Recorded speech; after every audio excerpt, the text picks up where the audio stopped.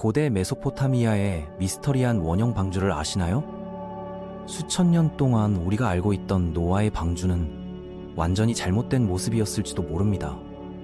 2014년 한 고고학자가 발견한 4,000년 된 점토판이 모든 것을 뒤바꿔 놓았거든요.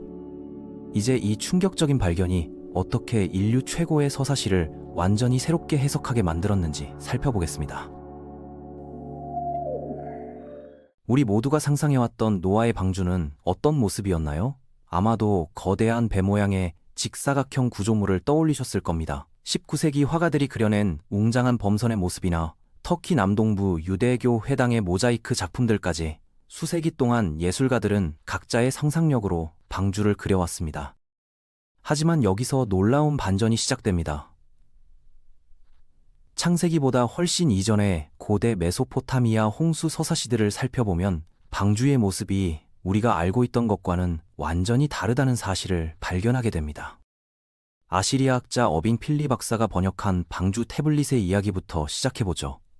기원전 1900년에서 1700년 사이에 제작된 이 고대 바빌로니아 점토판에는 우리에게 친숙한 대홍수 이야기가 담겨 있습니다.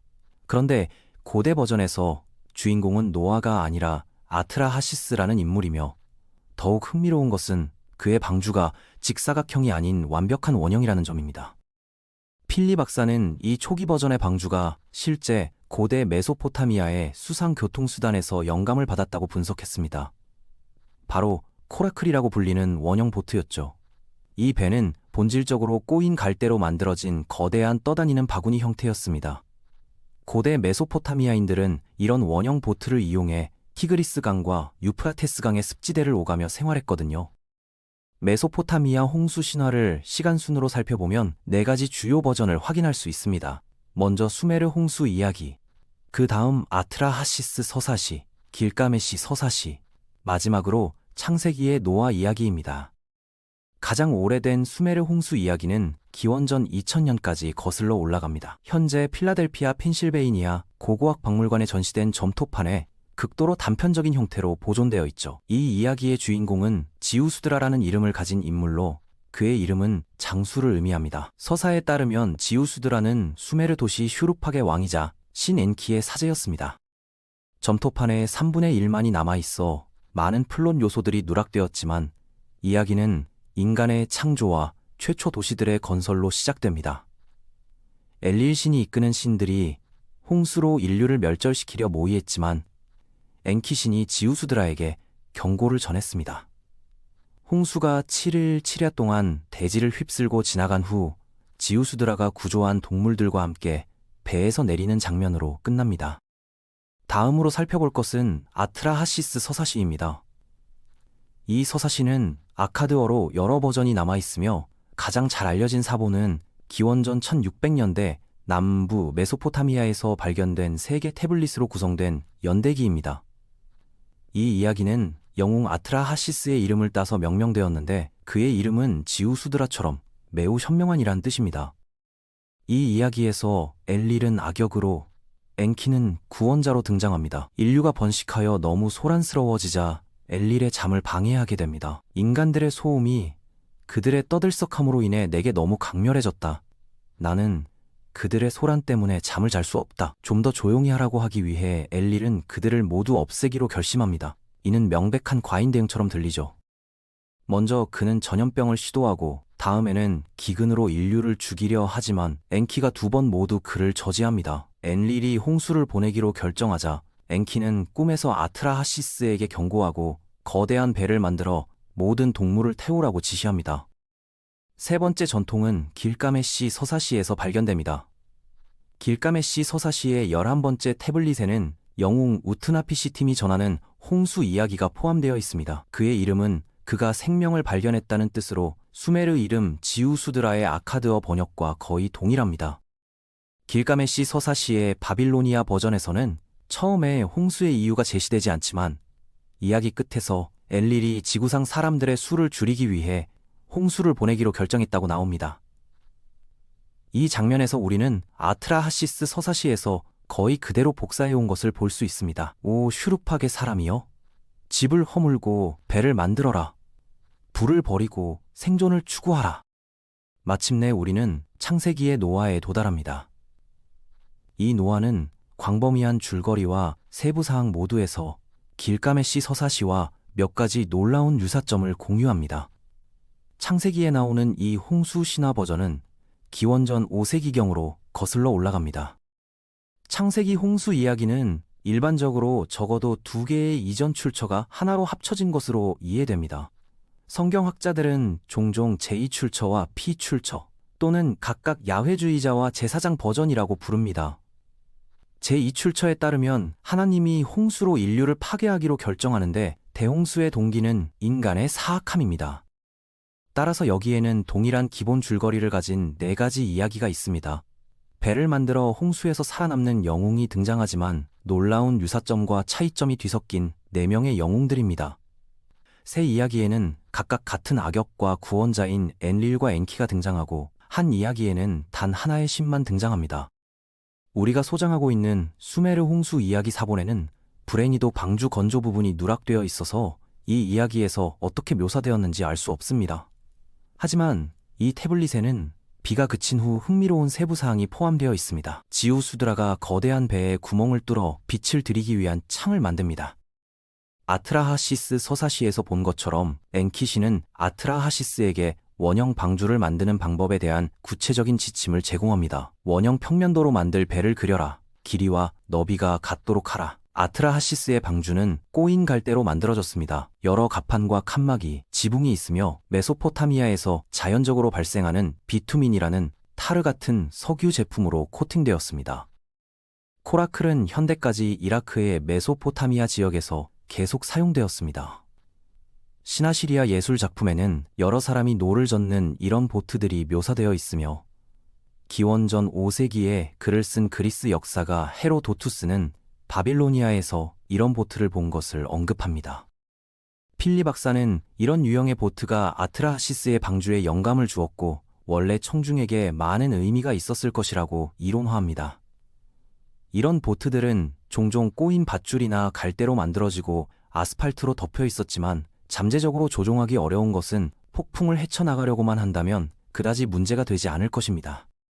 반면 길가메시 서사시는 거대한 정육면체 모양의 방주를 묘사하는 것 같습니다. 창세기 이야기도 방주를 만드는 방법에 대한 구체적인 세부사항을 제공하지만 다른 방주들과 마찬가지로 직사각형 방주를 묘사하며 비투민으로 코팅되어 있습니다.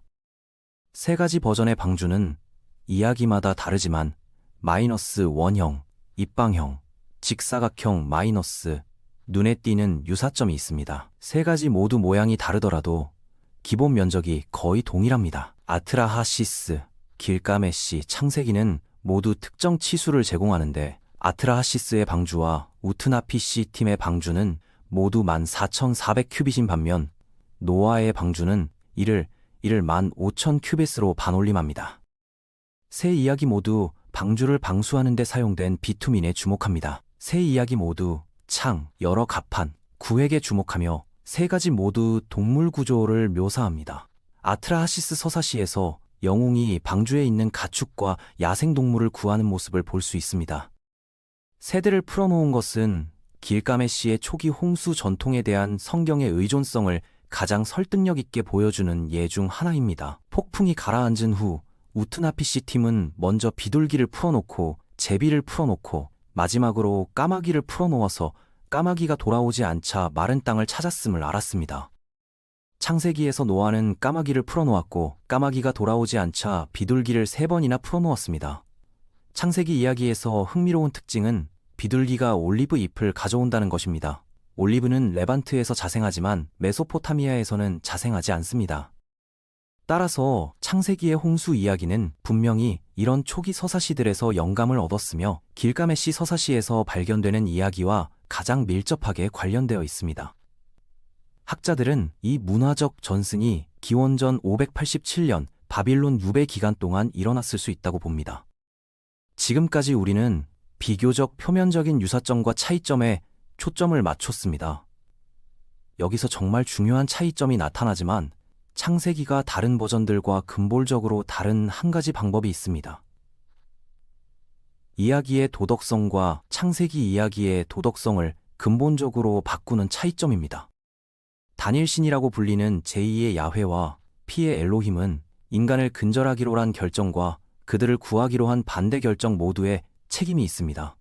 이것은 신성한 정의와 관련하여 창세기와 다른 세 버전 사이에 흥미로운 차이점을 도입합니다. 이전 세 버전에는 여러 신들이 등장하고 여러 신들이 있기 때문에 다양한 역할을 할 수 있는 여러 신성한 인물들이 있습니다. 가장 두드러진 것은 악역신 엔릴과 구원자신 엔키입니다. 이것은 아트라하시스 서사시에서 일부 신들이 잘못 행동하거나 변덕스럽게 행동하기 때문에 신을 비판할 여지를 남깁니다. 아트라하시스 서사시의 끝에서도 아트라하시스가 신들에게 제물을 바칠 때 신들이 제물 고기 주위로 파리떼처럼 몰려드는 풍자적인 장면이 있습니다. 창조 여신이 일어나 다른 신들을 비난합니다. 그들은 비이성적으로 홍수를 일으키고 사람들을 재앙으로 몰아넣었습니다. 아트라하시스와 길가메시의 대홍수 이야기는 한 학자의 표현을 빌리자면 신에 대한 신학적 비판입니다. 이 이야기들은 무의미한 고통이라는 개념과 씨름합니다. 오늘날까지도 철학자와 신학자들에게 친숙한 주제이지만 신학적 비판과 신적 불이라는 이런 주제들은 창세기에서 완전히 재구성되었습니다. 왜냐하면 신은 대홍수의 선동자이자 구원자이기 때문입니다.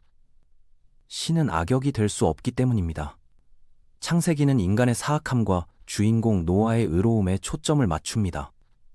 인간은 너무 사악해서 이스라엘의 신이 그들을 멸망시키는 것이 정당하고 노아는 너무 의로워서 구원받을 자격이 있습니다. 학자 크리스틴 헤이즈는 창세기의 저자들이 신을 변덕스러운 존재가 아니라 정의의 명확한 기준으로 행동하는 존재로 묘사하기로 결심했다고 제안합니다. 홍수를 마땅한 형벌로 만들었다는 점입니다. 또 다른 중요한 차이점은 길가메시와 다른 메소포타미아 이야기들에서 인류의 성장에 대한 이야기의 태도입니다.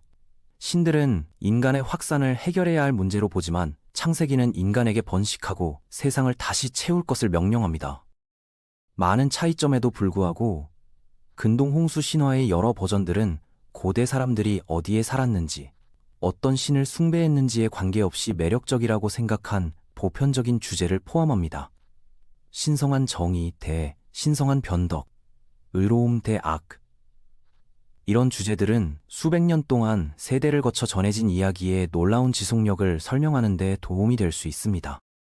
결론적으로 우리가 오늘 살펴본 이 고대 홍수 서사시들의 비교 연구는 단순히 고고학적 호기심을 넘어선 깊은 의미를 지닙니다. 2014년 필리 박사가 번역한 원형 방주의 발견은 우리에게 문학적 전통이 어떻게 시간과 공간을 넘나들며 변화하고 적응해 왔는지를 보여주는 완벽한 사례입니다. 수메르의 지우수드라부터 바빌로니아의 아트라하시스, 길가메시의 우트나피시팀, 그리고 마침내 히브리 성경의 노아에 이르기까지 각각의 이야기는 그 시대와 문화의 가치관과 신학적 관점을 반영하면서도 인류 공통의 경험과 고민을 담아내고 있습니다. 이는 고대 문명들이 얼마나 서로 연결되어 있었는지, 그리고 이야기가 어떻게 문화적 경계를 넘나들며 각 사회의 필요에 맞게 재해석되었는지를 보여주는 놀라운 증거입니다.